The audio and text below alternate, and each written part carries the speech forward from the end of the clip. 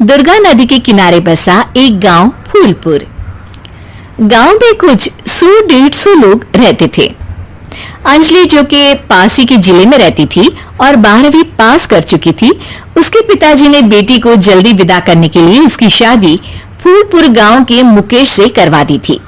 मुकेश कभी स्कूल नहीं गया था और इस कारण वो पढ़ा लिखा नहीं था और बाकी गांव वालों की हालत भी मुकेश जैसी ही थी। मुकेश के घर में उसके माता पिता भी रहते थे।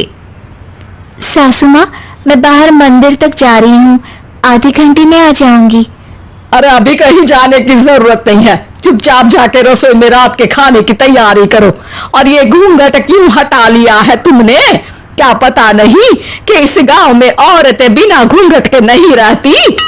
रात में अंजलि छत पर जाकर अपनी मम्मी से बात कर रही होती है।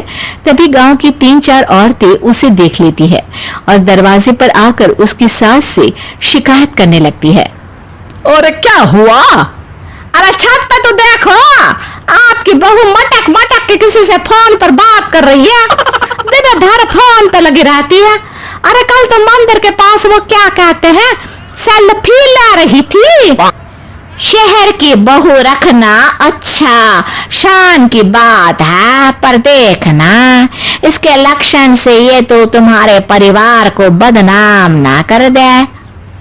ये पहली जब सास से गांव के लोगों ने अंजलि की बुराई या शिकायत नहीं की हो। अब तो ये रोज की बात थी। अंजलि ये सब सुन लेती है। जब वो नीचे जाती है तो मुकेश भी वहां आ जाता है।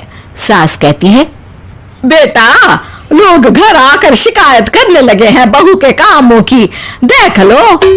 पति हो, संयम से रखो इसे। माँ जी, मैं तो अपनी माँ से बात कर रही थी, क्योंकि यहाँ कोई बात करने लायक ही नहीं है और अब मैं माँ के पास ही रहूंगी। वहाँ क्या रहना, वहाँ बाहर के लोग तो ठीक है, पर घर के लोग भी इज्जत ना दे सके। अरे नहीं नहीं अंजलि, ऐसा नहीं है, धीरे धीरे सब ठीक हो जाएगा, तुम फिक्र ना करो। अरे बस कुछ बोलना ही नहीं है, सर पे चढ़ा रखा है बहू को। सास मुकेश की नरम बात सुन के वहां से मुंह चढ़ाकर चली जाती है। मैं तो कहती हूँ हम दोनों शहर चले जाते हैं।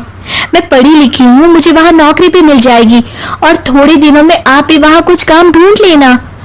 अरे नहीं नहीं अंजलि, हम यहाँ ना गांव का खेत, माँ पिताजी को छोड़कर शहर नहीं जा सकते।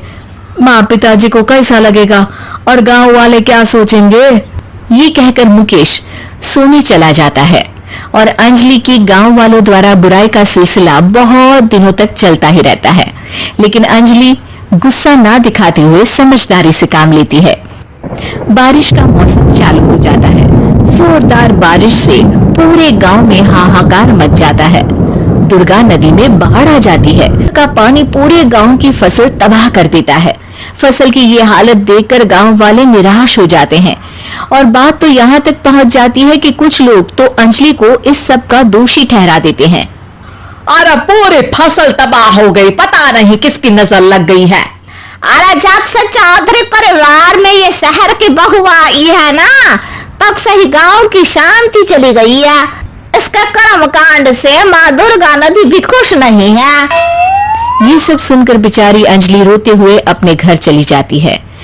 कुछ दिन बाद सभी गांव वाले अपनी फसल का मुआवजा लेकर अपने अपने घर आते हैं। मुकेश भी 1500 लेकर आता है। अंजलि को जब पासबुक दिखाता है तो अंजलि हैरान हो जाती है।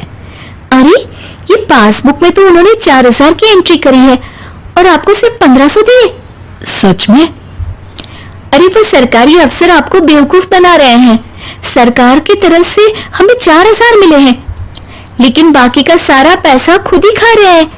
आप लोग के अनपढ़ होने का फायदा उठा रहे हैं। ये सब सुनकर मुकेश परेशान हो जाता है, लेकिन अंजलि उसे हिम्मत से काम लेने को कहती है और सुबह होते ही मुकेश को पंचायत कार्यालय ले जाती है और साथ में गांव के और लोगों को भी। आप सरकारी बाबू क्या गांव के लोगों को बेवकूफ समझते हैं? आपको क्या लगता है ये पढ़े लिखे नहीं है तो आप कुछ भी मनमानी करेंगे? ये बेचारे दिन रात इतनी मेहनत करते हैं, ये हमारे अन्नदाता है और आप इनके साथ ऐसा धोखा करते हैं। अरे क्या बके जा रहे, किस धोखे की बात कर रही है? अपने कांड करके नदी माँ को नाराज करके हमारा नुकसान करके इसे चैन नहीं मिला क्या? सरपंच जी, इन सरकारी बाबू ने मुझे बेवकूफ बनाया है और मेरे हिस्से के पैसे खुद चट कर गए। बस ये सुनते ही सरपंच वहां से दुम दबाकर भाग जाता है। पता चलता है कि जनपद अधिकारियों ने गांव के सरपंच के साथ मिलकर सबके साथ धोखा किया है। सब लोगों का विरोध शुरू हो जाता है और आखिर में अधिकारी सब गांव वालों के हिस्सों के बचे हुए पैसे उन्हें लौटा देते हैं और कई दिन तक सरपंच गांव में लौटता ही नहीं। अंजलि, तुम नहीं होती तो हम गांव वालों को तो पता ही नहीं चलता कि ये हमें हर बार बेवकूफ बनाते हैं। हाँ हाँ अंजलि बेटी, हमें माफ कर दो। हम सब तुम्हें बुरा भला कहते रहे, लेकिन तुमने ही आज हमें बेवकूफ बनाने से बचाया है। हमें तुम पर गर्व है बेटी। अब समझ आया कि सरपंच तुमसे नहीं, तुम्हारे पढ़े लिखे होने से नफरत करता था। क्यों ना इस बार हम अंजलि को ही सरपंच पद के लिए चुन ले? क्या कहते हो गांव वालों? पढ़ी लिखी सरपंच। बस पूरा गांव अंजलि के लिए ताली बजाता है और अंजलि की सास उसे खुशी से गले लगा लेती है।